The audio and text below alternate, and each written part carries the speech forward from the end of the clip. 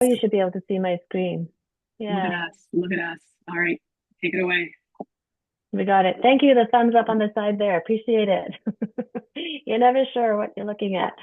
So, Sheila and I are going to tag team a little bit in terms of the presentation, and I think that for time's sake, that we'll do the presentation, and if you can hold on to your questions till the end, and then we'll answer all the questions at the end as we get to it, if that makes sense to you. And I think that's how you'd planned it, Marina. So Qualicum School District food programs. So just wanted to share with you that there's two food programs funding sources. One is the National Food Program or the federal food dollars, and the second one is the provincial food program. When you get the slideshow presentation, we will share the slide deck with you. You'll be able to go and click on to these links. They are hyperlinked. I'll just quickly show you if it works on my screen here. I'm in the news, and sometimes my Wi-Fi is a little bit tricky. Gives you an explanation of what the two programs are. And so this is the Feeding the Futures, which is a Canadian National Foods Program. The second one is Feeding for the Futures, which is the Provincial Food Program. And we have the privilege of having both of those particular programs in our schools.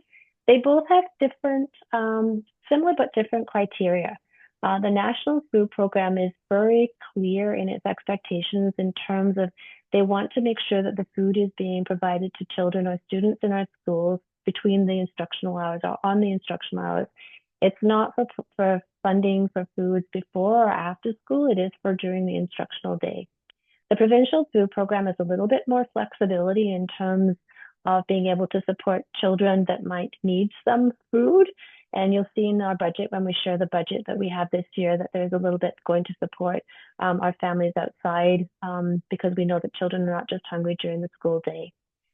The National Food Program also is a little bit more, it's stricter in one sense, but it's lenient in other areas. And the National Food Program also allows us to be able to provide some of the equipment that we need to be able to make sure that our school kitchens are more industrial in nature versus being the kind of program that we would have had before. And we want to make sure that we are providing food safe environments. So the National Food Program does let us buy some of the industrial fridges, the freezers, dishwashers, and things like that. The provincial government does provide us with a local capital expenditure to be able to apply to do some of those upgrades as well, but it's separate than the monies that we're going to share with you tonight. And that's a different allocation amount that our Director of Operations works with to be able to update some of our kitchens. Sheila, over to you. Sure. First off, I just want to thank you all for being here. I really appreciate the interest in this programs the programs we can offer in our schools. You know, we can't help with housing or employment or other societal problems, but we have over 4,000 students in our schools, and we can do what we can to help those kids when they're at school. So provincially, our Feeding Future objectives is provincial consistency, improving affordability and reducing poverty for families, prioritizing BC and locally produced food to support communities, and ensuring students are properly fed to improve student academics and health. So those are the provincial objectives for the Feeding Futures provincial funding. Both provincially and federally recognize that children can't learn when their bellies are rumbling and they don't have food. And so there's been a recognition across the province as well as federally that we are a place where we need to make sure that our children are in the best environment where they can be learning. So our own goals for our Feeding Future program and the federal dollars are for 2025-26 are to provide school meal programs that meet the needs of individual schools and reduce stigma. I want to speak up here for Sheila. Sheila has been a strong advocate, even when she was working at the school level, to make sure that our programs were stigma-free, that we don't identify as children. We try and make sure that we maintain dignity for our children and families, and food is available. We want to make sure that we're finding ways to enhance what schools were already doing. Many of our schools, before we had federal or provincial dollars, were already providing food to our students.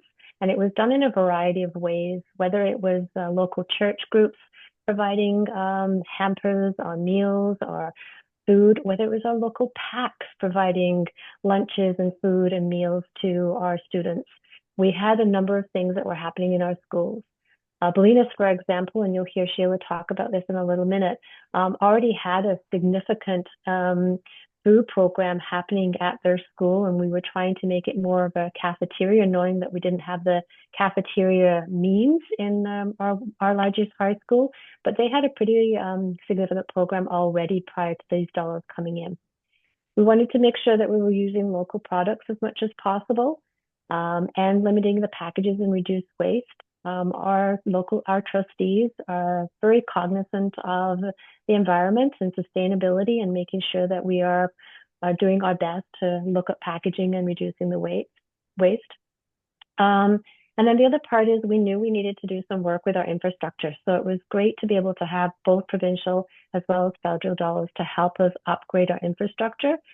We don't get it all at once, and we also don't have the people power in our operations and maintenance department to do all the renovations that we need to do in 1 year. So we do have a multi-year plan for how we do that, but we are working on our local capital and making sure that our food kitchens are up to standard in terms of being able to serve and support the food program. My screen just froze, but I'm not going to panic yet. There we go. Sheila. Yeah, so what schools are doing, we've got 6 schools that have school meal workers, and we know that in the past, this work was being done off the side of the desks or pulling away from student services to feed kids. And so we recognized that, and so we developed a job description for a school meal worker. So somebody who actually is passionate about preparing food for a large number of kids, and to fit within the guidelines of the healthy foods programs in our schools. So Bolinas, Qualicum Secondary, Pass and Keep, Bowser Elementary, Arrington Elementary, and Springwood Elementary all have fully qualified, experienced school meal workers who are passionate about preparing food for kids. And the others, there's 2 schools. So Qualicum Secondary School has a few more hours, and that meal worker is creating a bit of what we would like to call a hub system, where she prepares meals for Qualicum Beach Elementary School and Arrowview Elementary School. And those are 2 schools that don't have as many kids who need subsidized food, but they do have a need. So she prepares those meals and brings them over. And then the rest of the schools have, we call them additional hours or top-up hours to an existing staff member who then prepares the meals, snacks, and top-ups to any student who needs it. And a top-up, if you're not quite sure of that term, a top-up is when, sometimes kids eat their lunch by recess time and they're hungry. Sometimes kids eat their lunch for breakfast. Sometimes they're really excited about what they've got their lunch and they eat it, and then by 1 o'clock they're hungry. So a top up just means a top up to what they've already brought. So at Bolinas, as Gillian mentioned, Bolinas had a thriving school meals program well before we had any Feeding Futures dollars. And so they use what we call a punch card system, where students purchase a card, and the meals are really economical. They're cheap, about, I want to say between $2 and $4 per meal. And many students are subsidized, and nobody knows who pays and who does not pay for the punch card. So the kids line up at lunchtime and they get a fully prepared meal, and they often have student helpers that are interested in the food services industry to help prepare and serve those meals. And some of those students earn credits. They might be a a program that they're doing, and they can earn credits either for their volunteer hours or earn credits in terms of some of the food programs that they do. So it's a wonderful opportunity to see whether that's something they're enjoying doing. So it's a mutual benefit to have them volunteering as well as providing support to the school program. And if you go to Bolinas on any given day at lunchtime at about 11:30, you'll see kids lined up, about 150 actually. They're lined up, and they all get a nutritious meal. All the lunches are advertised on their website for their weekly updates. And so students know what is being served every day. And so they can decide, families can decide, or students can decide what they're going to eat and what days they're going to eat. So at PASS, so we used to have a little bus that brought the PASS woodwinds and keep students over to the Rotary Kitchen that was over at the Parksville Civic and Technology Center. But we're so happy to say that one of the capital expenditures that we've had has been to upgrade the PASS kitchen. And so they've, different appliances require different circuits to run their appliances. So you can see in the pictures that they have a huge fridge. It's probably the size of 3 fridges together. And it's part of the core curriculum for their students. And all students, they actually prepare and eat lunch together. And it's part of what they do, and learning those really important life skills. So at Qualicum Secondary School, there was a classroom that was converted into a commercial kitchen, and we're so proud of that. That is, if you are a cook or a chef, that is a chef's dream kitchen. It's got all stainless steel countertops. It's got all the industrial equipment. It's got fridge space, freezer space, storage space, everything. So again, much like Bolinas, they have a punch card system. They provide a full meal program for those students. One of the nice things, because they have the space, is that they can do a build your own lunch. So often it's things like a taco salad or a poke bowl or wraps, sandwiches. So the chef lays everything out and the students come and build their own. So there's absolutely no waste, because the kids are actually getting what they want. If they don't like cucumbers, they don't have to take cucumbers. If they don't like tomatoes on their salad, they don't have to take tomatoes on their salad. And so it's just a thriving little place where kids come and build their own meals. And that chef also prepares meals for Arrowview and Qualicum elementary schools. And that's Qualicum Beach Elementary. In the top left picture, you'll see 2 trays. And that shows that each school has their own sort of unique requirements around what they need for snacks and different sandwiches and choices. So she gets to know the kids, and there's communication around who likes mustard on their sandwich, who doesn't like tuna, who prefers chicken, who doesn't like lettuce, who likes lettuce, who likes extra tomatoes. So it's catered to each school. So twice a week, the bins are delivered to the school, and that lasts for 2 days. And then, of course, there is a huge variety of fruit that they bring as well. The next slide is Arrowview, and it's basically a mirror image of Qualicum, except it's catered to what the unique needs are at Arrowview. And Arrington, I'm really proud of Arrington. I worked at Arrington School for 6 years as a principal. And one of the things about Arrington is that they were very passionate about food waste. And they did not want throwaway packaging, one-time use packaging. So they invested in, actually it was the 100 Women Who Care who made a donation, and they were able to purchase about 100 of these stainless steel, they're like bento boxes. And so all of the meals are served in these bento box trays. And they use the Munch-a-Lunch system to order. And that's the same system that when PAC does their hot lunches. So they have two options to order the pack hot lunch on Fridays or the school meals program on Monday to Thursday. And I put a little October menu there, and I know it's hard to see, but they have everything from hot meals like chili and soup and pasta and shepherd's pie, lasagna, those kinds of things. And then they have some simpler things like sandwiches and wraps and taco salads and things like that. And they also have commercial dishwashers, and that sterilizes the trays that they use, the reusable trays. Sorry. That's okay. I'm And not sure what happened there. where are we going here? Bowser to the north, very similar to what Arrington does. They have a school meals worker, and there's a whole variety of foods that she prepares there. She's done pierogies, she's done build your own salads, she's done a taco bar. Some things are bagged up in the little lunch bags that she trolleys around. And some days the kids come to the kitchen is actually adjacent to the music room, the multi-purpose room, and so it's quite a big space. So sometimes she puts the tables out and the kids come and serve themselves.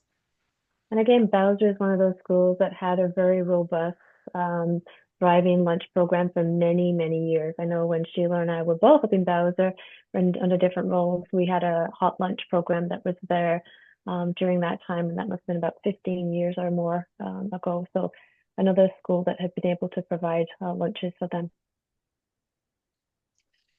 Springwood. So Springwood has a meal worker, and previously they would bring sandwiches and fruit and snacky type grab and go type things to the school office, but now they've been able to utilize the former home ec room that has it's a huge space, and it's got all sorts of equipment, and so she prepares breakfast. And then she also prepares a lunch for the kids to come and pick up, or if it's something that doesn't have to be refrigerated right away, it can get delivered to the office. But kids come to the big room and help themselves and take their items back to their classroom. And then there's snacks available all day long at the school office. Nanu's Bay Elementary School, they have a need for a breakfast program, and Nanu's is one of those earlier start schools. And so if you have children that don't like to eat at 6 o'clock in the morning when they're getting ready for school, when they start they start now at 8:30, but they used to start at 8:10, and not all kids want to eat at 7:30 or 7 o'clock in the morning before they get on the bus. So they have a breakfast program there. And while the kids are having breakfast, those students who also need a lunch, they actually have input to how they pack their lunch, and they have purchased lunch bags. And so while they're having breakfast, the school meal worker, they know what the kids like. So as the kids are eating, she's also packing their lunch. And then when they leave, they take their lunch kit and go. At Oceanside, again, they have a staff member who's on staff who knows the students, knows their likes and dislikes, and prepares breakfast, snacks, and lunch for students daily. And the lunches are served 4 times a week, and they have a 2-week rotating menu. And at Oceanside, they have a really thriving pack who really likes to be involved. And not only do they run a bagel cafe, but they also really like to do a hot lunch every Friday. And so they bring in a hot lunch from different places around the community. So the pack really feels involved. And from what I've heard, that they really, they like to be supporting the school in that way.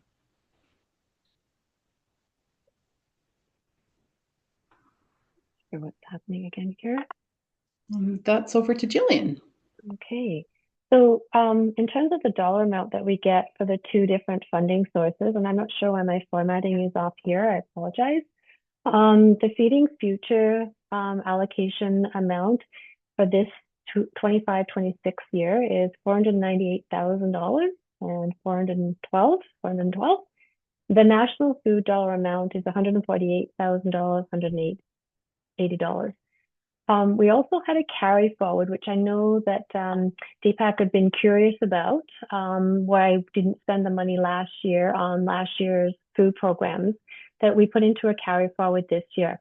We didn't get that money until May of last year, and we didn't want to just spend it because we had received it. And receiving that kind of addition in May, it didn't make sense to just use it all up in May and June.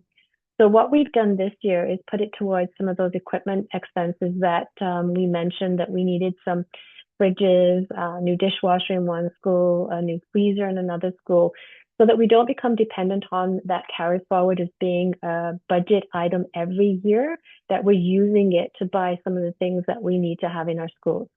So our total dollar amount that we have for our food programs, which includes the staff wages as well as the budget for buying foods and the equipment that I just mentioned, is at just over $711,000. The way we allocate this funding, and I'll show you how we broke it down into the schools in a moment, is we meet as a group. So all of the principals meet together. We have our district principal for Indigenous education, and we have our district principal for learning support at the table as well. And we start to look at what our district needs are based on the school needs. Our principals know their schools the best, and so we have that conversation with them. We also look at our social index factor, and our social index factor is released from the ministry every year, which is a number that tells us how many families attending a particular school receive any kind of assistance that the ministry is aware of, whether that be subsidies through MCFD. So it's called the social index factor. We look at to see what the factor is for our schools, and that tells us what one factor in terms of what some of the needs are. We also recognize that that's not everything.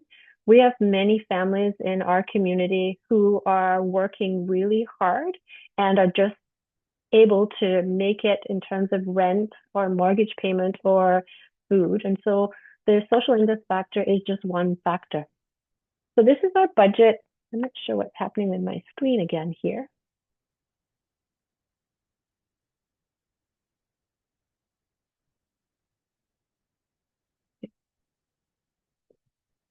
This is our budget that we're working on this year. My apologies.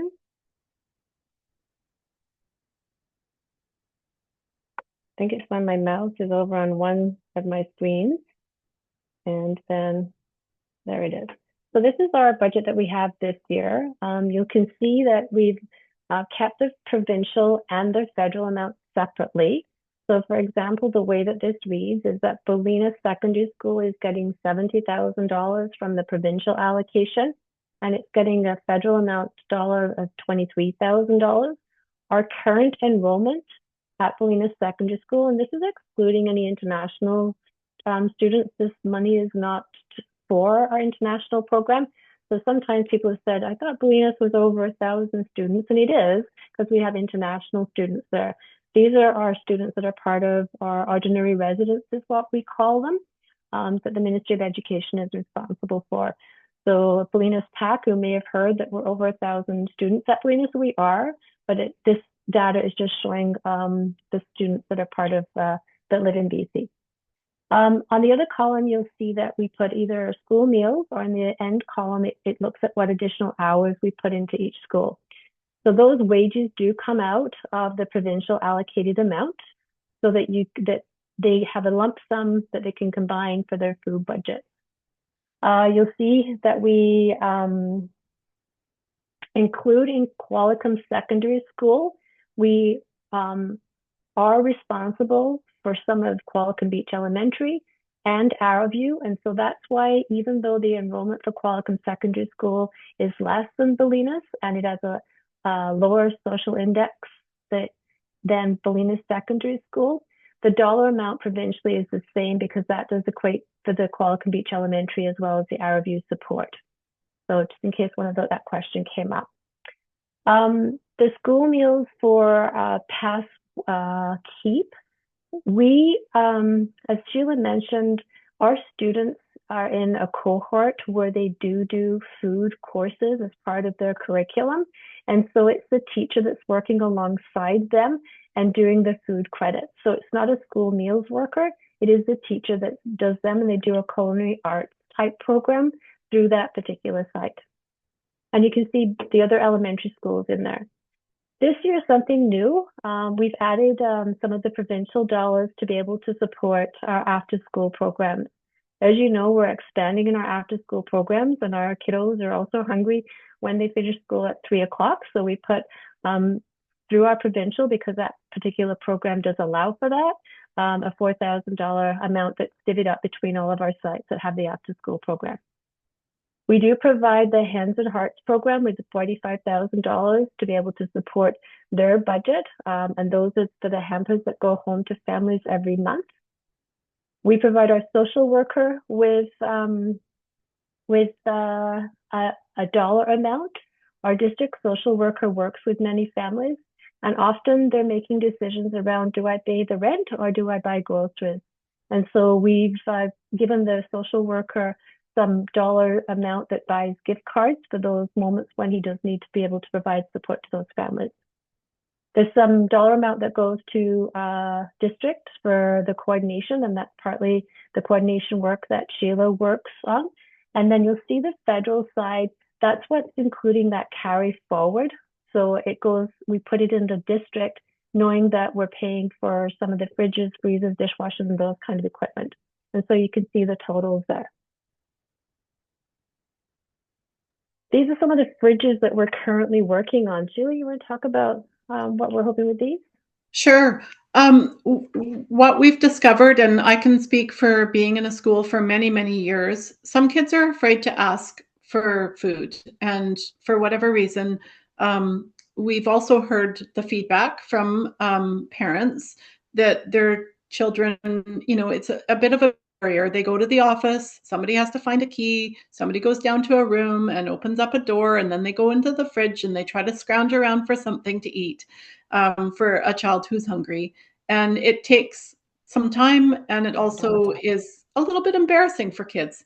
And so we heard that there was perhaps a need for some grab and go type things in a central location where kids who were either afraid to ask, or if it took a long time, or if it was just a bit of a barrier or a hassle to get snacks, that perhaps we could get some little fridges that go in the foyers or some other common areas of schools. Every school is different, that have clear glass doors so that the kids can see that there's boiled eggs, pickles, cut up cheese, yogurt, those kinds of things where they can just grab a snack and go.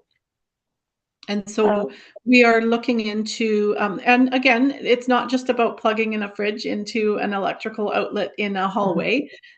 We need to look into the circuits, and the electricians need to do that. And while they're standard electrical units, not all circuits are built for that. So we are exploring the specified locations in each school to make sure that the circuits aren't going to cause a problem when we plug in these fridges. A work in progress. Yeah. So one of the things that, why do some schools have more staffing and less food costs, and some schools have less staffing and more food costs? And so we really wanted to honor what the schools were already doing. We also wanted to be mindful that different schools have different needs. As we mentioned, we've got many community organizations that also support some of our schools. And the principals talk about that when we talk about how to allocate those resources and those funds. They're a very collegial group, and they acknowledge the different needs in different parts of our community. And they talk about, I don't think, it sounds like so-and-so school needs a little bit more. We should put more into that. And I can take a little bit less because I've got this group that comes in on this particular day. They're very, very mindful of our system as a whole. And we also know that there's different needs in terms of what the student needs are. Did you want to add anything to that, Sheila? I did. I think one of the things we know, and I can, again, I'm speaking from my school experience, there's a lot of stigma around receiving free food. And so what my biggest concern has been is that kids either won't eat, they don't eat, And if they do receive food, other kids know, and as the kids get older, they're very, very conscious of what their peers think of them.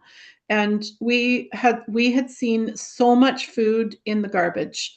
So we know that, little Johnny needs some lunch, and he's somebody who really benefits from the program. So Johnny is brought lunch to the classroom. Other kids see that. They might have 2 or 3 kids in the class that receive this free lunch, and it ends up in the garbage. And that really saddens me, because that's not what we're trying to do. We're trying to support kids with varying needs and reduce the stigma around serving food, and being able to provide food in many different ways for many different needs and food preferences. I think what you'll notice as you go into our schools, because we do have this program now and we do have the money coming in, is that there's food everywhere.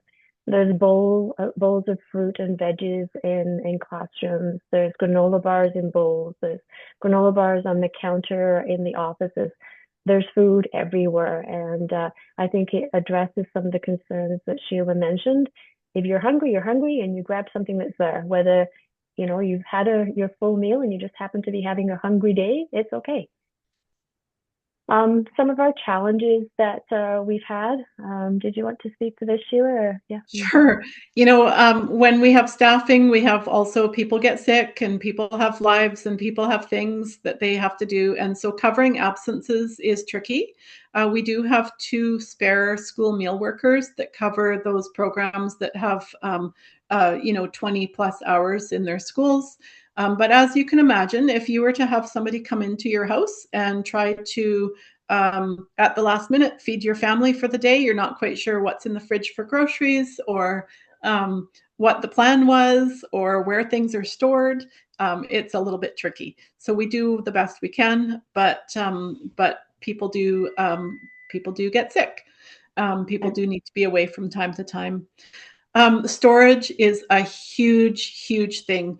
We don't have in our community a facility where we can process farm fresh food, all the apples that come off of people's trees, and the pears, and all those seasonal things. We don't have that in our community. I would love to see that in our community, but we just don't. So I actually think we're doing very well with what we do have in our community. We have different schools that have different amounts of space, freezer space, fridge space. We would love to bulk order some of those different things. But again, the companies that do bulk ordering, they have cost minimums, or they have order minimums. And so our bigger schools, or Pass Woodwinds and Keep and Qualicum Secondary and Blenus, they do have a little bit more storage space, so they are able to order from places like not Gemco, but Cisco and BC Foods and things like that. So that's a huge, storage is a huge thing. I'm just cognizant of the time, Sheila, and so I thought maybe we can just go through the next couple of slides so that we can have some time for questions. Yeah. In terms of our next steps, so just addressing some of those concerns that Sheila has raised, and using the money wisely, and making sure we're also asking for the local capital when we have the opportunity to put in requests for that. One of the things that Sheila and I wanted to share with you is the community. Just worked with the local dietitian from Island Health, and at the community table wanted to pull together what are the community resources that families have. So we'll attach this to the file as well. It was just updated and released this last month. And so you can see on here that they've mentioned us, which is wonderful.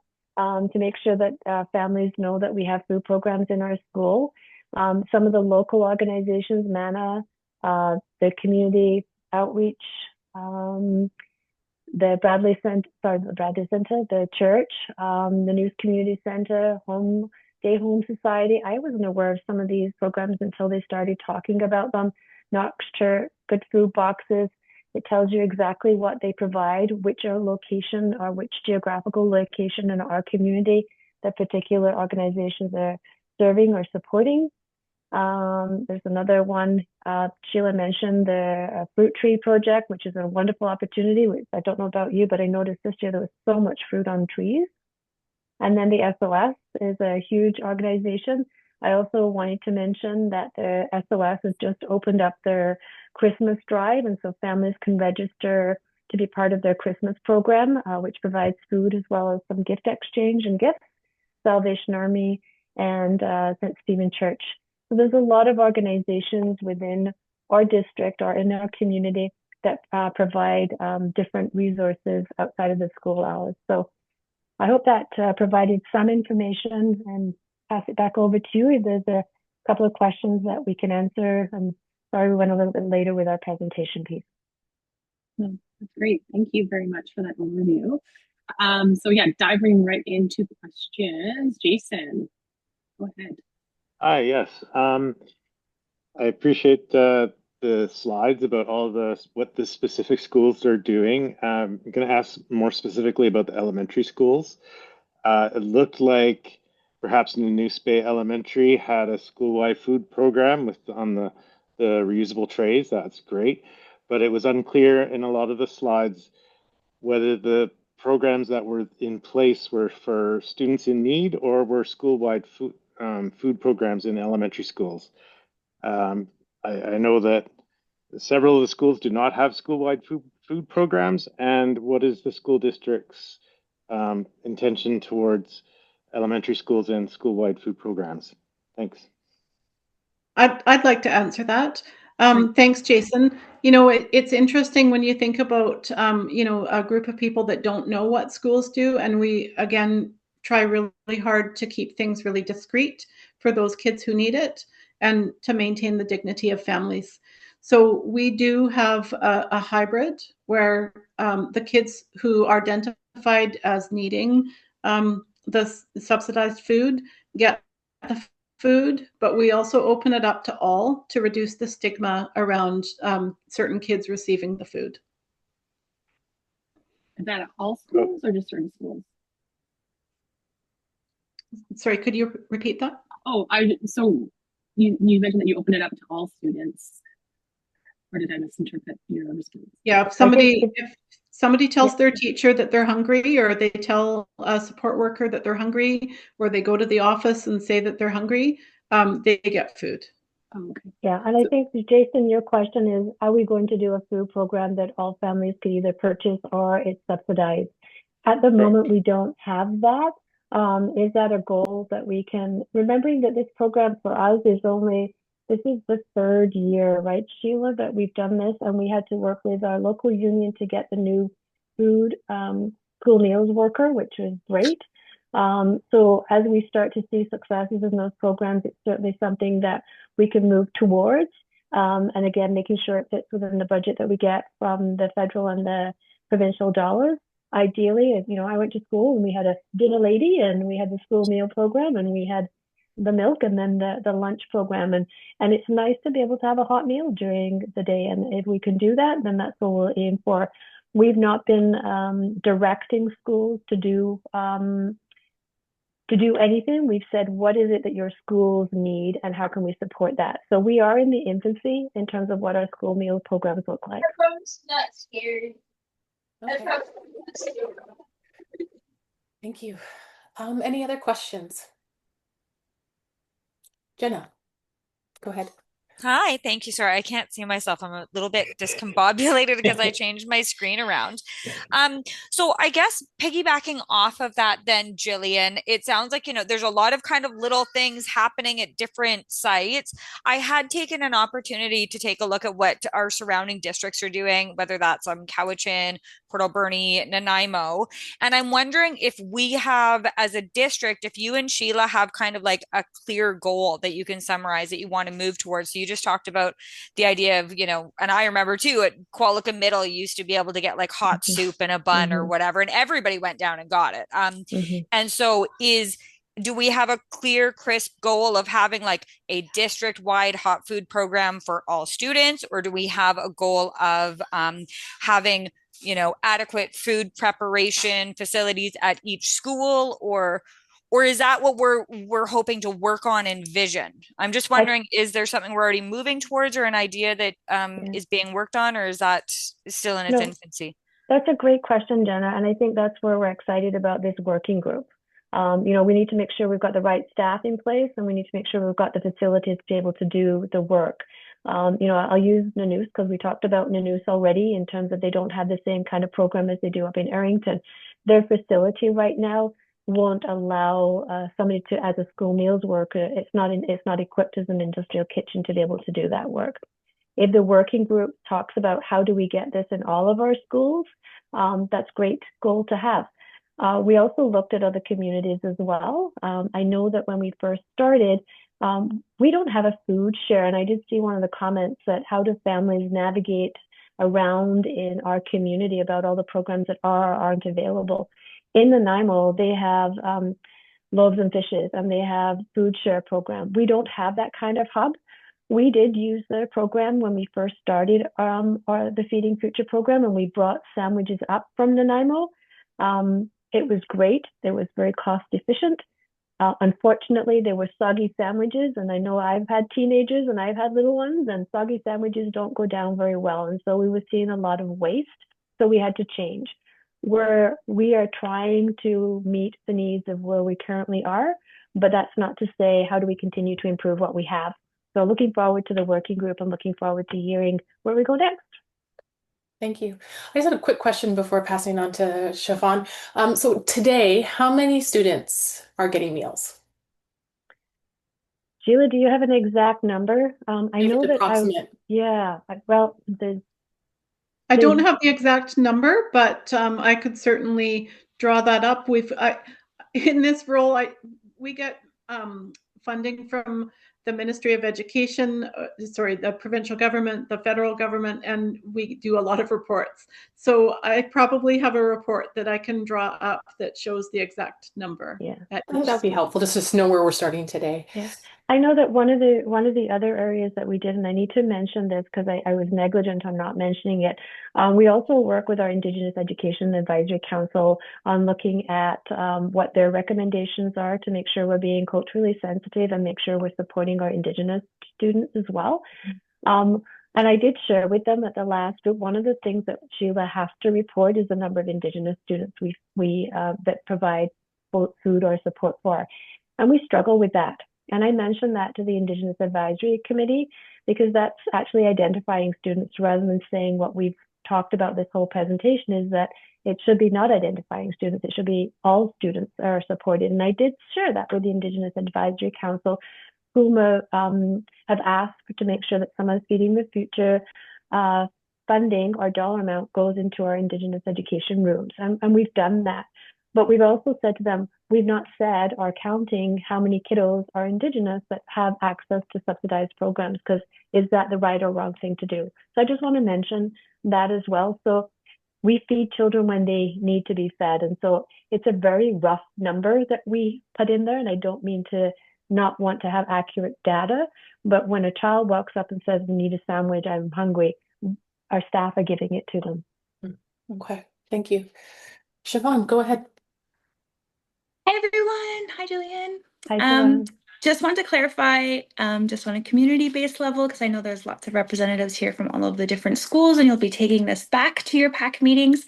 That food list was very exciting, especially from our dietitians and the health authority put forward. And as Jenna knows, as another community-based worker, there was many of our hands kind of involved in that work. And I think what actually it is disclosing is that there isn't a lot of community-based options at the present moment, and especially for Oceanside-based families. As Gillian has mentioned, Loaves and Fishes is a really great organization, and they're spread out across the island.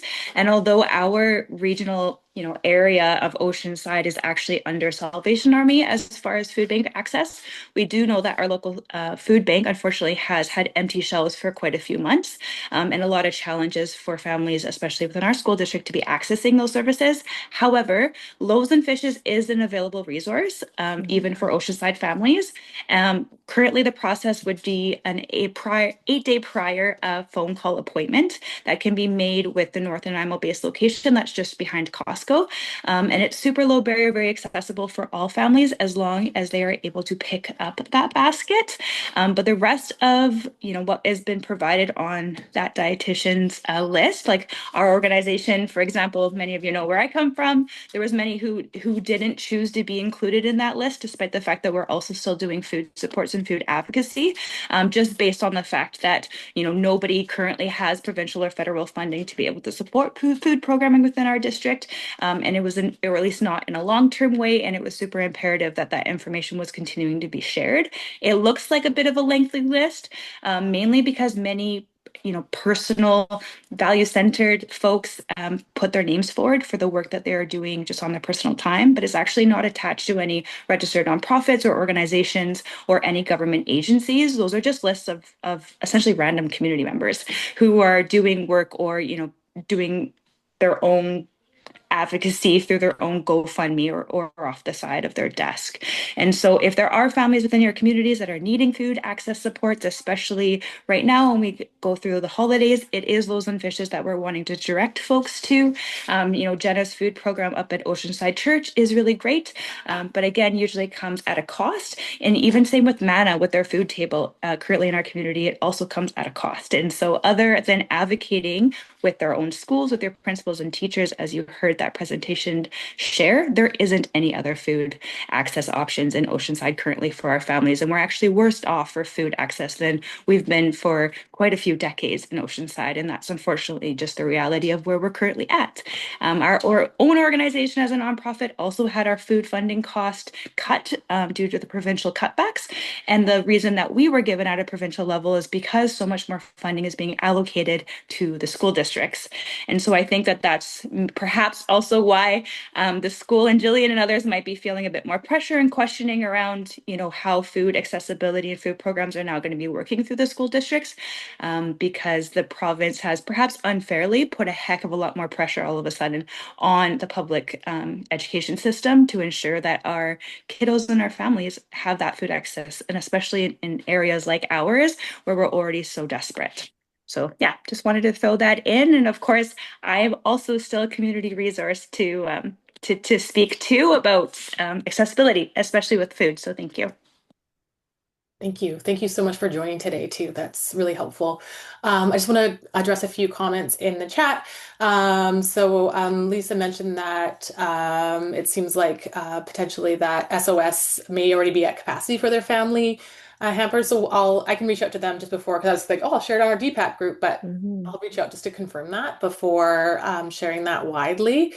And then another comment, would it, has it been shared with Heart and Hands program to provide grocery gift cards rather than hampers, just to be more discreet in allowing them to buy for themselves? Gillian, do you want to speak to that, or Sheila? Yeah, it's been back and forth in terms of the gift cards, and sometimes gift cards are added when it's the bigger breaks. But in economy of scale, we can purchase a lot more food when we bulk buy. So the dollar amount that is funded by the community group can go further when it buys food versus giving gift cards. Great, thank you. And my understanding, for some families, getting to the grocery store can be challenging. Yes, So that's a I good know point too. the volunteers actually drop them off. So yeah, it's yeah. So I'm conscious of time. My hope is this is just the start, right? Like, this is a good foundation. We all have sort of a general understanding of the food programs. And then definitely another piece is that sort of food security in our community. And so Gillian has offered to speak again next week a couple of times during the day or in the evenings. So if you are interested in continuing this conversation, I'll put the doodle in the chat. And just let me know your availability. We're just going to try and choose a time that works best for everyone. And as I said, this is hopefully going to continue on with this working group as we find our way. Everyone is welcome to join. And I really appreciate you taking time to chat. Any other questions or for Sheila and Gillian before we wrap up tonight? Go ahead, Jenna.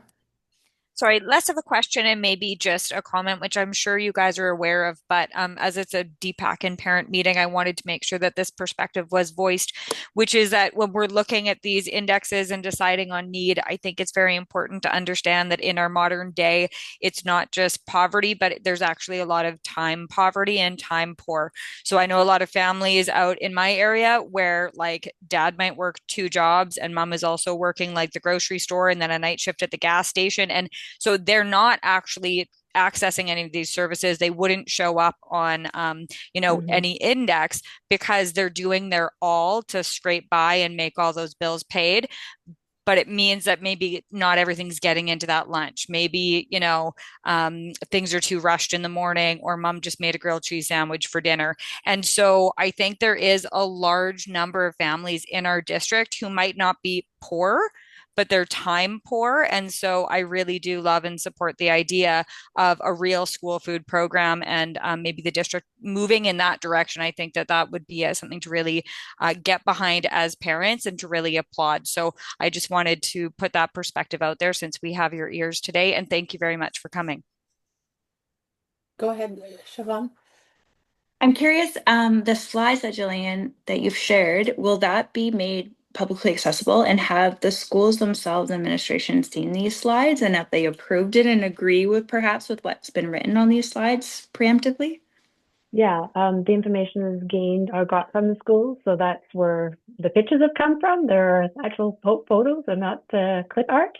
They are our pictures that we put in there. And then the budget is transparent. Everybody sits around and they talk about, so that's transparent. All of the schools know what they've got. So we work together on it. And I echo, we have a lot of working, I use the word working poor. They work really hard. And so I really appreciate that last comment. And that's why our principals are at that table, because the data only tells you one thing, the reality tells you another. And our teachers, we have eating periods at our elementary schools. So it's not, the teachers are in the classroom when children are eating. It's part of instructional time. There's usually a read aloud, there's something going on. So our teachers see what the kiddos' lunches, they see what they have, and they can recognize and see when we need to provide some support somehow in a very discreet and absolutely in a way that's respectful. So will DPAC be able to, like perhaps Miranda's the idea here that we're going to be posting those slides publicly and allow that information to be shared with parents that way as to what would be available at each school level? Yeah, absolutely. Okay, great. So, I'm recording this today and definitely will post that on the DPAC website, and then we can share it through our different channels for sure, and then the slides as well. And I know last year at a few PACs, and I know EOS specifically, there was an offer of the anonymous survey that was made in regards to getting feedback around food accessibility or the food programming for families. I'm curious maybe if that's something the DPAC can adopt on a DPAC level when we do put this information out there with those slides, that an anonymous survey, wink, wink, granny, can be attached to that all at the same time, so that if there is feedback or parents might feel differently than what's been shared on the slides, then that can, come into us in an accessible way. That sounds like a great task for the working group, Siobhan. I hope you're going to be on it and part of it. No, I think that's something we can definitely do, and I'm becoming a Google Forms expert, so I can input it. I just want to address, I misinterpreted Lisa's comment on the chat. So they still, SOS still has hampers, but it sounds like there's a bit of barrier sometimes, again, we're talking about working poor. So those that may be working minimum wage and just getting by are not able to receive those. So it's just something to keep in mind. Can I comment on that, Marina? I asked that at a community meeting just yesterday, and they were handing out the little brochure, and I said, can you share with me the barriers that might create when you ask families to come in with income statement or proof of their statements in terms of their earnings? And I said, does that create barriers for families in terms of, for a variety of different reasons? And what she shared with me, if a family comes in and needs some support, they provide some guidance on how to do that. So don't let that be a barrier, was the message that I got. Okay. So I would hate people not to go because they're afraid or worried of some kind, because I asked that exact question directly to the SO. Okay. that's helpful to know. Definitely something to be aware of. Wonderful. I'm conscious of everyone's time. As I said, there's doodle in the chat, so please fill that out if you're able to attend next week. And our next DPAC meeting will take place on Wednesday, January 21st at 6:30. And in the meantime, any questions, you're more than welcome to reach out to me. So thank you, Gillian and Sheila and everyone else for attending, for your thoughtful contributions. I can say the meeting is now adjourned at 8:16 p.m. Thank you. Have a good night, everyone. Yay. Thank you so much, everyone.